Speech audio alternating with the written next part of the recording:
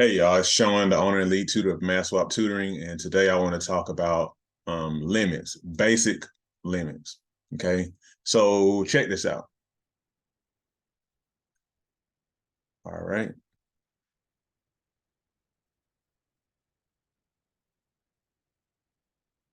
So this is your notation for a limit. And this basically means what this is basically asking is the following. It says, as x approaches the value of c, what value does the function f of x approach? Okay. So like, for example, say for example, you had a situation where f of x is equal to x. That's the function. Okay. So we know that's like a line graph. So if you were given the following problem,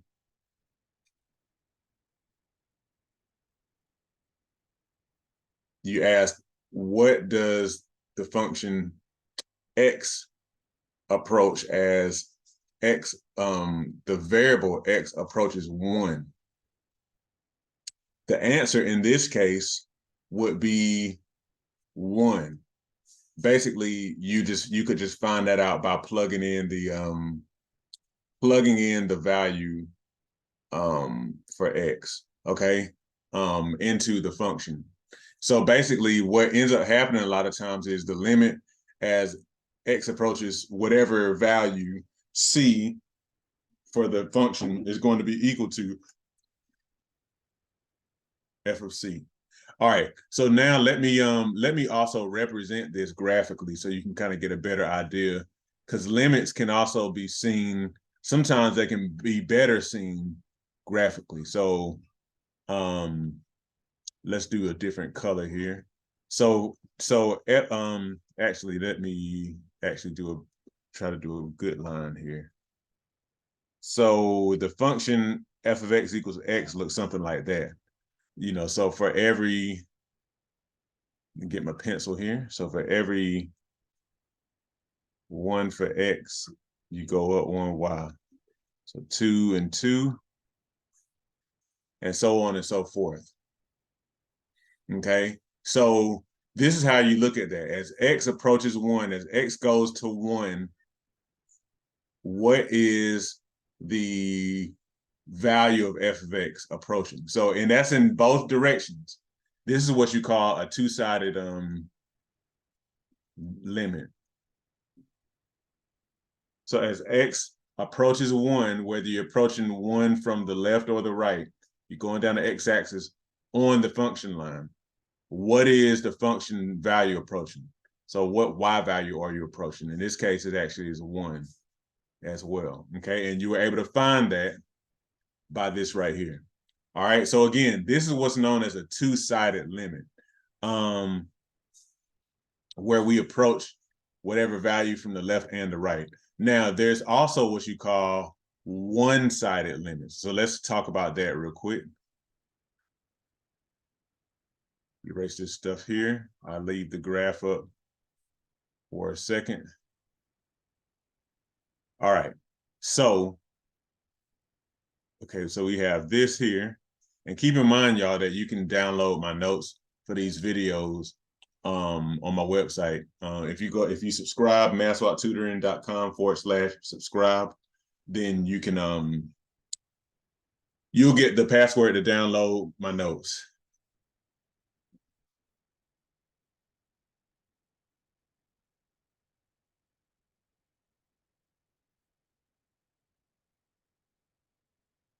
So this right here is known as your left-sided limit.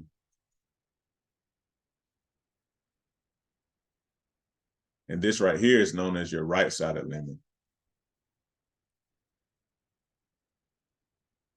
So in other words, what's the limit as x approaches c for the function? What value does f of x approaches c from the left, from the left side of that c value? So again, if you were, say for example, f of x again was this line x, and c was 1. So what is the value? What is the limit as you're approaching from the left side? So as you're coming from the left side, going toward x equals 1, what is the value approaching here? And then right-sided is as you're approaching 1 or whatever the value is from the right side, going toward that x value, what is the value of f of x approaching? Okay, so that's how that works. The reason why this is important is because knowing the one-sided limit, let me write this down. Let me see, let me write this better. As x approaches c from left side. And this is as x approaches c from right side. Now, the reason why left-sided limits and right-sided limits, each of which is an example of a one-sided limit, the reason why these are important is because they help you to know if you have like an overall limit, or help you know if you have a two-sided limit. So say, for example, the thing is, you might have an example that looks kind of like this. You might have something that kind of like, oh, I didn't want that in that color. Let's get a different color here. You might have a function that looks kind of like this here.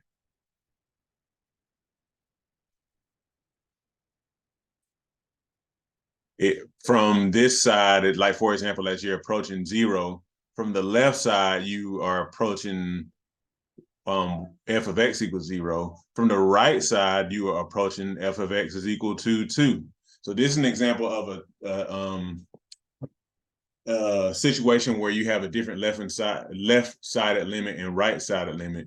And if they're different, then the limit does not exist. So let me write that down. So again, if the left-sided limit does not equal the right-sided limit,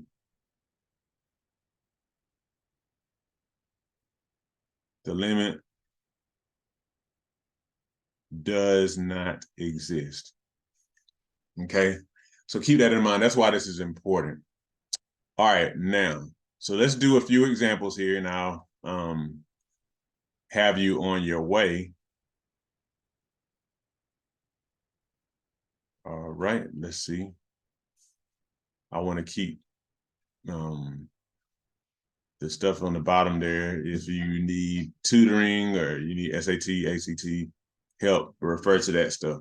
All right, so let me go scroll down here in my notes. So the limit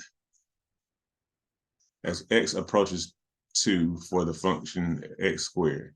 So this is a continuous function, so you can just plug in 2. So the limit as x approaches 2 for x squared is just 4. Keep in mind, you can also graph that and see it. What about the limit as x approaches infinity of e to the negative x? All right, so this is a little bit different, but let's think about this. First of all, you have a negative power here. So if you remember your exponent rules, whenever you have some number to a negative power, it's the same thing as that number to a positive power in the denominator of a fraction.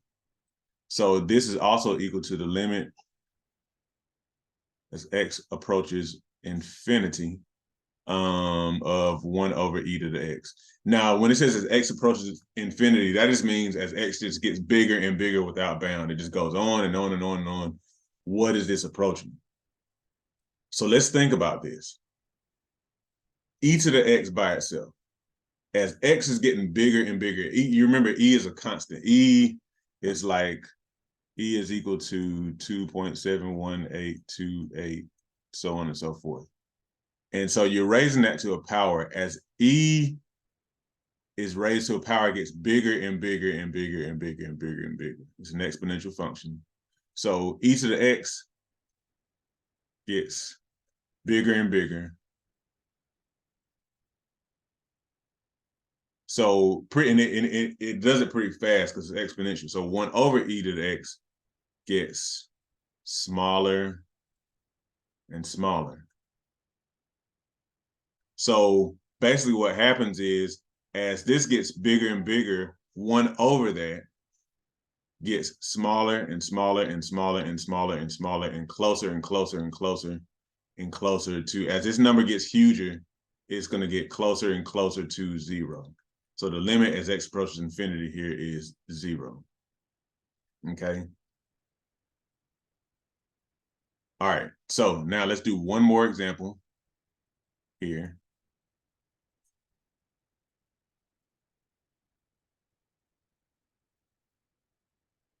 Pardon my erasures. All right. So this example is going to be a little bit different, of course. So what is the limit as x approaches 0 of x squared minus 1 over x? All right. So can we plug in 0 here? No, because that will give you what's called a discontinuous function. At 0, this function blows up.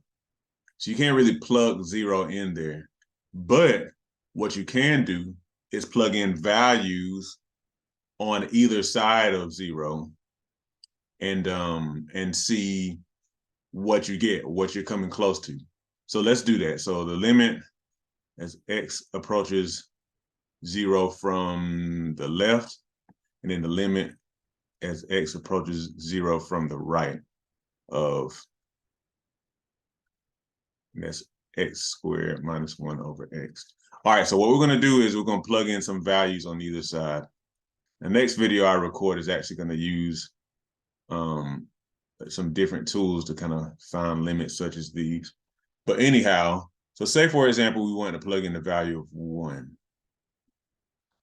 I mean, I'm sorry, -1, because we're approaching 0 from the left. If you plug in -1, -1 squared minus 1 is 0, so you have 0 over -1 is just 0. Plug in, and I've done these numbers already before. If you plug in -0.5 into this, you get 1.5.